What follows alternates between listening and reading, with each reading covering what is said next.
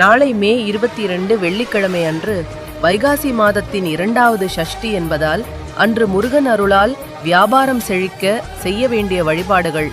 கடை திறக்கும் முன் அல்லது வியாபாரம் தொடங்கும் முன் மஞ்சள் கலந்த தண்ணீர் தெளித்து கடையை சுத்தம் செய்யவும். சிவப்பு துணி விரித்து அதில் முருகன் சிலை அல்லது படம் வைத்து நெய் தீபம் ஏற்றவும்.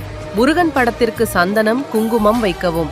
3 எலுமிச்சை பழம் எடுத்து அதை படத்திற்கு முன் வைத்து கந்த சஷ்டி கவசம் பாடல் அல்லது ஓம் சரவண பவவ ரவண பவச வனபவசர நபவசரவ பவசரவண வசரவணப என்று 6 முறை கூறினால் அது 36 முறை கந்த சஷ்டி கவசம் கூறியதற்கு சமம்.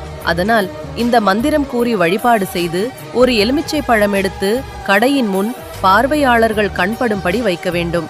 இன்னொரு எலுமிச்சை பழம் எடுத்து கடையின் பணம் எடுக்கும் பையில் போட்டு வைக்க வேண்டும். அந்த கடைசி பழம் சாமி படத்திற்கு முன் வைத்து வழிபட வேண்டும். அப்படி செய்தால் கடையின் கண்டிஷ்டி நீங்கி வியாபாரம் செல்வம் பெருகும். யாமிருக்க பயமேன், இந்த முருகன் இருக்க பயமேன்.